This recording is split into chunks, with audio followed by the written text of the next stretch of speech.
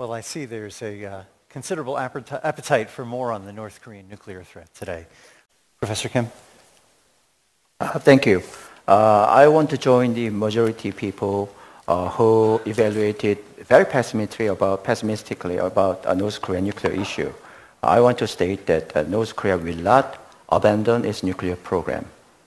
To Kim Jong-un, nothing is more important than his political survival. So to Kim Jong-un, his own political survival is prioritized to economic development or even the survival of the North Korea as a state.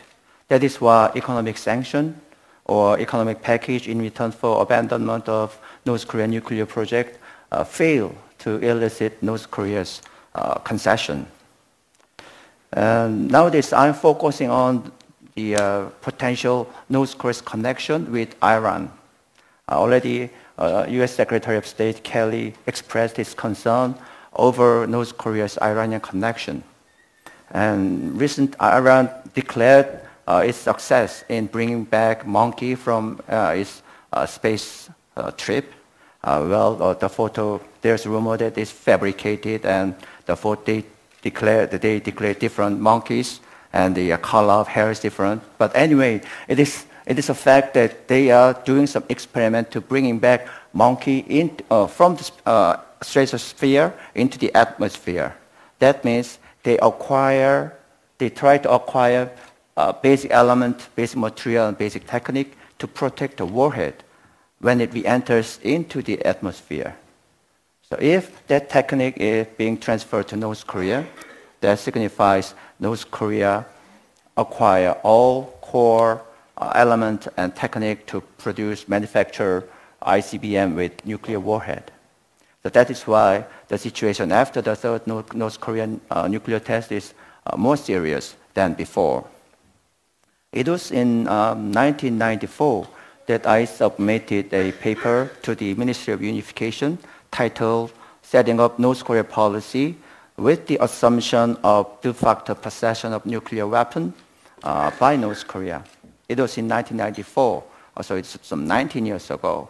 So although it was written in Korean, for those who are interested, you can refer that paper. In that paper, there was no nuclear test of North Korea and no information available about what's going on inside North Korea. So my choice was to conduct a comparative analysis of previous nuclearized states, such as South Africa, Israel, India, Pakistan, and Sweden. And I concluded that North Korea already took the path of the previous nuclearized states. So I concluded that, well, they're going to nuclearize in the near future. So the comparative study now signifies several solutions. In South Africa, there was regime change. One of the earliest accomplishment of Mandela government was to, in front of public, cut the undeclared bomb into two pieces. Well, in case of North Korea, however, regime change accompanied high degree of uncertainty, and more important, the uncertain usage of nuclear weapon by unidentified group of elites, whoever they are. So this will be very bring about a high degree of uncertainty. However, we can get some implication from the Swedish case. Sweden calculated that the nuclearization was a far cheaper option than strengthening its conventional air force capability. But in the middle of nuclearization, Sweden realized that several Swedish cities are included in the list of targets by Soviet nuclear weapons. So in this case, nuclear weapon that was meant to protect Swedish security become the very source of threat to Swedish security. So what we are concerning is to manufacture a certain situation in which North Korean nuclear weapon, rather than protecting its security, become the source of threat. The verbal exchange between North Korea on the one hand and United States and South Korea on the other hand sounds just like a debate between earning and losing. South Korean warning message and U.S. warning message to North Korean provocative behavior, all is contained these words. There is nothing, there is anything, there is little North Korea can earn by conducting the nuclear test or missile test. The North Korea's counter-response is that if you put any sort of sanction on North Korea that will be regarded as an act of war, then you will experience a great loss. Well, let's begin with some breaking news, a really chilling development out of North Korea, which says its military has final approval for a nuclear attack on the United States. Whether the North is even capable of that is another matter, but the United States is already planning to send a missile defense system to Guam, where thousands of U.S. troops are based. CNN's Kyung La standing by in Seoul, South Korea. It's only a few miles south of the demilitarized zone. Let's go to CNN's Barbara Starr. She's got the latest information coming from the Pentagon. What is the information, Barbara? Well, Pentagon officials looking at this statement out of North Korea shaking their heads. The North Koreans appear not to be giving up on their rhetoric. What is the reality? Most officials will tell you that they are not capable of striking the United States, the West Coast, Alaska, or Hawaii with a nuclear-tipped missile, but there are some 28,000 U.S. troops in South Korea and the entire Asian region certainly on edge. One of the reasons the Pentagon announced it is sending missile defenses to the territory of Guam because the North Koreans have also threatened Guam. Even before all of this happened today, Defense Secretary Chuck Hagel was out in public talking about this, very sober. Listen. They have nuclear capacity now. They have missile delivery capacity now. And so as they have ratcheted up their bellicose, dangerous rhetoric and some of the actions they've taken over the last few weeks, present a real and clear danger and threat to the interests, certainly, of our allies, starting with South Korea and Japan, and also the threats that the North Koreans have leveled directly at the United States regarding our base in Guam, threatened Hawaii, threatened the West Coast of the United States. Top stories today, the growing threat from North Korea. Sources telling Fox News the Pentagon is ramping up security and resuming the implementation of its missile defense shield. This after North Korea warned of a preemptive nuclear strike against the United States. General Jack Keane is a retired four-star general and former vice chief of staff of the Army. Are we safe, General? Well, there's certainly a growing threat from North Korea. We know they have nuclear weapons. They're trying to miniaturize them so they can affix them to a missile. And they've developed missile technology, which they just tested back in December, that is attempting to reach the west coast of the United States, obviously to include Alaska and Hawaii. That's where they're heading. We have to take that threat seriously. So these interceptors that we understand are going back into place, or they're being placed in Alaska and California. How good are they? Well, our missile defense technology is the best in the world. And you saw a display of that to some degree with the attack on the Israelis, because the technology they have and what we have is very close. So we do have the capacity to knock those missiles down, to be sure, and certainly thickening that defense land-based. But we're also thickening the maritime and sea-based defense as well. We've heard so many threats over the years from North Korea, General Keane. Why do you think this time is different, or is it even different? Well, it is different in terms of the evolving nature of the threat, as we just discussed. They're increasing their capacity and capabilities. The Pentagon has got to take that seriously, because they don't get involved in the emotion and politics of a threat. They get involved in what are the real capabilities, and these capabilities are real and they're increasing. So that's serious. The other thing is dealing with the new leader, Kim Jong-un, and we still don't know a lot about him, and his reign is developing right before our eyes. But he's out seen an artillery site just recently, which is the same site that fired in 2010 on the South Korean island where they had casualties there. Hey, glad you're up. Russia flexing its muscle now by sending a nuclear message to America. Got a spokeswoman for the Pacific Air Force in Hawaii confirmed that just days ago, 2 nuclear-armed bombers from Russia circled the U.S. territory of Guam before being intercepted by American military jets. Is this proof that Russia is becoming a greater threat to the U.S. than the administration has let on, known all along but doesn't want to tell us? Bill Gertz, senior editor of the Washington Free Beacon, joins us live from Washington. Bill, what do you read into this?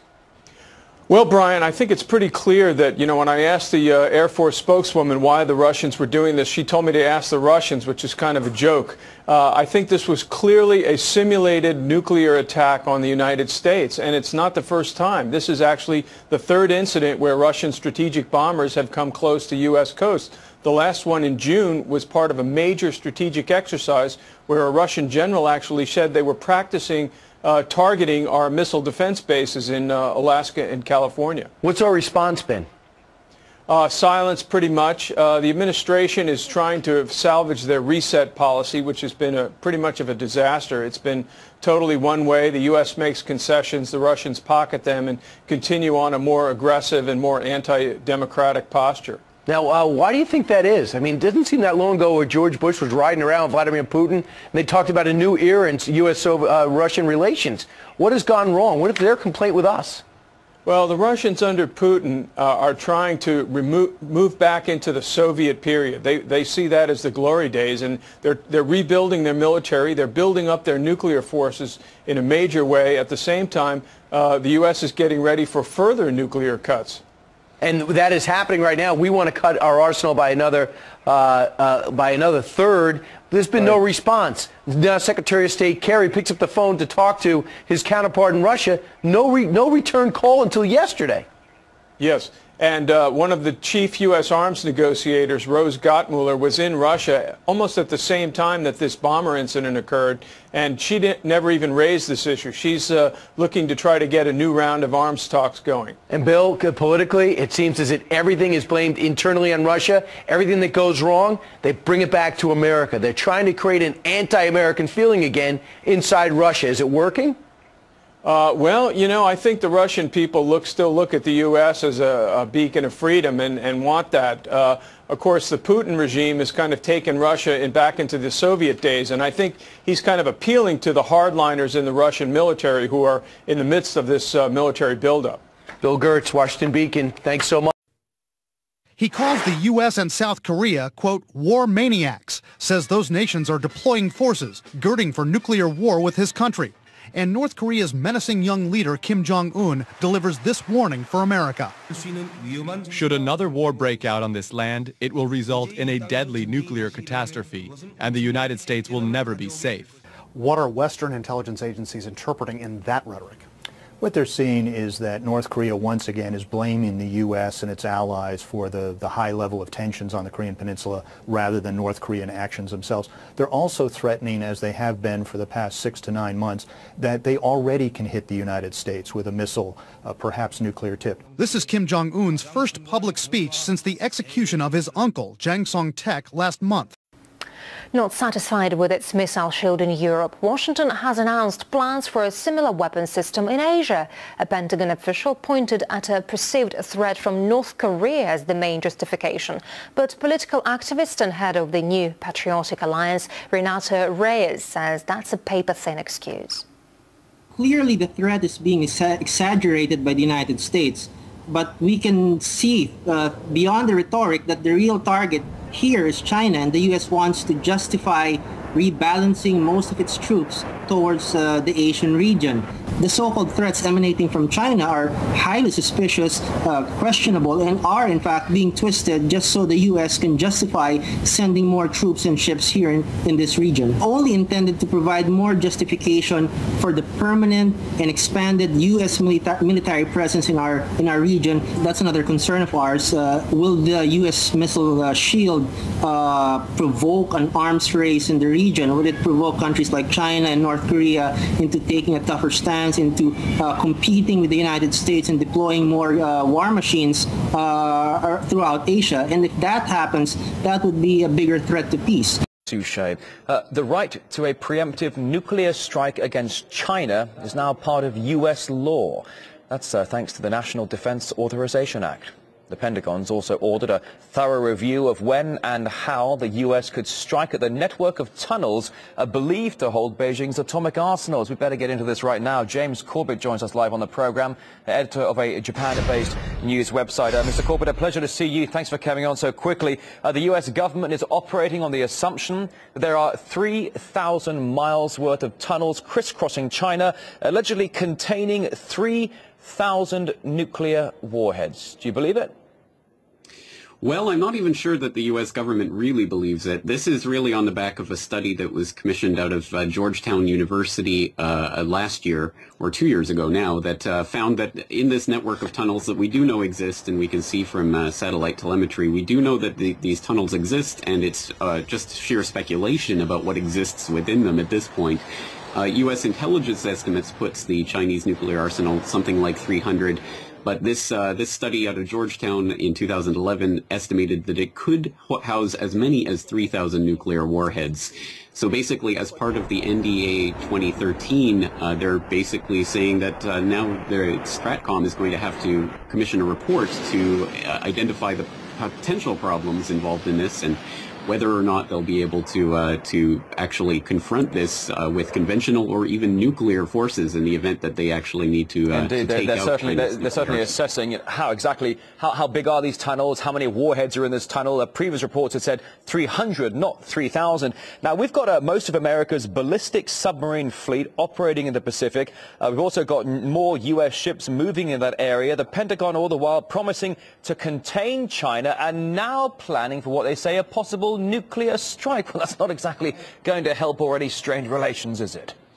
It really isn't. I don't think that we have to look at this report in the context of they're going to move in with a nuclear strike right at this point, but I think it has to be seen as a wider part of U.S. nuclear policy that's been stretching out for decades now, trying to come up with ways to justify the existence of some of the U.S.'s existing nuclear arsenal and looking for ways to create new weapons. So, for example, we have the B-61-11 nuclear bunker busters with a 400 kiloton yield that they've been harboring and talking about for the better part of a decade now in relation to Iran and trying to bust through into Iran's underground nuclear facilities or alleged nuclear facilities.